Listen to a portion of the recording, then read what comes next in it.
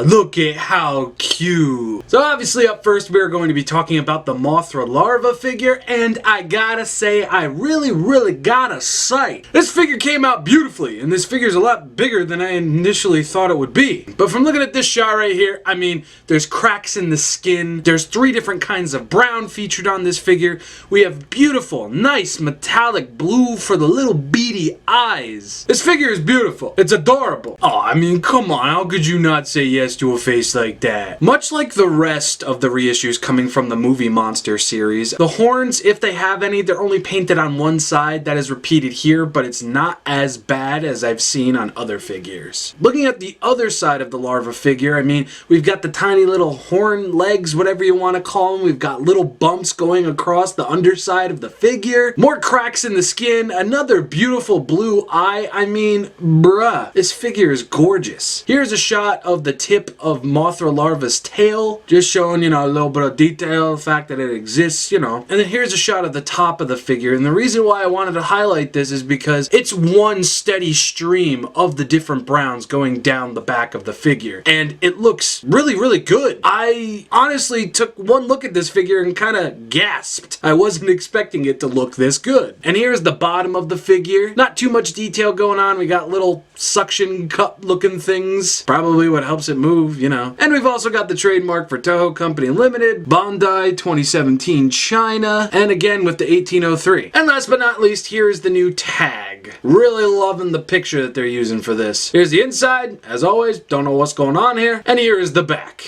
And now let's take a look at Mama Mothra over here. And I gotta say, it's kind of a repeat offense for me. Mothra looks a lot better than I thought she would have. There is some messily applied paint on the eye and even near the antenna region, but it's not bad. Looking at the other side of the face, the eye is much neater on this one, and I really can't think of anything bad to say. Now this is the underside of Mothra, obviously. And as you can see, the legs are painted the same color as the underbelly of the figure. I was hoping that they would have been painted at least a different color. And I guess I was expecting a tick too much because I was hoping at least 2 of the legs would be articulated. Kind of like with what we got with the Mothra Leo figure, but I digress. Something that did bother me though was the underside of Mothra's wings. The black and red are completely absent from the bottom side. And you know, seeing how Bandai handles horns and other undersides of other reissue figures and such, I guess I was expecting yet again a tick too much. But yes, both sides of the underside of the wings are blank. Not fully blank, obviously, it's just, you know, that would have been a nice little inclusion. Speaking of wings, let's go topside, and the top side looks really good. From the wings, to the way that the paint was applied, to the way that the fur is shaded with the 2 different kinds of colors, it looks great. But why is the top of Mothra and the top of her thorax region lighter in terms of brown than on the wings? Maybe I'm just, you know, poking a little too much, but that's a little weird. But I'm still impressed with the way that the fur was shaded right near the wings over here. It does look really awesome, and it kind of reminds me of whenever you get a cappuccino. You know how they like have the foam and then they put the cinnamon on top? That's exactly what that looks like. And moving on to the tag, we have a very nice picture of Mothra. Moving on to the innards of the tag, I don't know what's going on here. And here's the back side of the tag. And that pretty much does it for paint and detail for both of the figures. So overall, these figures look great. I'm honestly surprised. I mean, yeah, there's a few hiccups here and there, very small hiccups might I add, but overall, these things are great. I actually love them. But now that we've talked about paint and detail, let's talk about articulation. First off, let's talk about the articulation for Mothra Larva.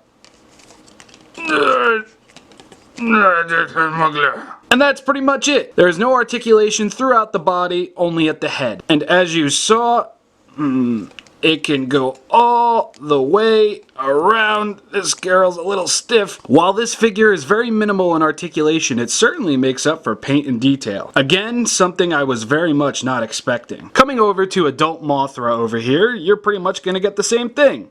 Just head articulation. There is no articulation in the wings, there's no articulation in the lower body or anything, it is just the head. So you're going to be getting Mothra into kind of poses. Nothing crazy. Like I normally say, if you're expecting more than the average articulation out of a Bandai figure, you're kinda setting yourself up for disappointment. But overall, I'm very happy with the little Mothra family over here. The larva was a lot bigger than I thought it would be. Mothra could have been a little bit bigger, but again, this is the Bandai Movie Monster Series re-releases. We all know by now that they're not going to be as big as the originals were, but we are getting them reissued for better prices, much more affordable prices at that, and I honestly can't complain. Let's end this video off with the size comparison! I mean, when it comes down to who's taller when you stand them up like this, the new Mothra definitely wins, but when it comes to wingspan, yeah, Mothra Leo kinda has Mothra beat. Here is Mothra with the Bandai Movie Monster Series Servum figure. Here is adult Mothra with the two Trendmasters Batra figures. Here is a shot of the Servum figure with the Mothra Larva. Here is a side shot of the Mothra Larva and the Servum figure. And just as a quick little bonus, Mothra Larva from her tail to the front of her mouth is about 8.5 inches, while Servum from the tip of his tail to the tip of his mouth is about 9.5 inches. So if you have a Servum figure, Mothra Larva is going to be around that size, just a little bit shorter. I'm really happy with these figures. I know I said it before, but I gotta say it again. I'm happy with the adult Mothra, and I'm very happy with the Larva Mothra. That's my very first Larva Mothra figure right there, so I'm very happy that they both came out good. I'm glad I didn't get stuck with some paint dribble like I did with Biolante. They exceeded the set expectations I had for them, and more. So by all means, if you're questioning whether you want to get this Mothra and Mothra Larva figure set, let me put you at ease. They're worth it. They are very much worth it. But anyway, I have been Rob Reviews. Hope you enjoyed this video, and I will see you all next time. Bye, everybody.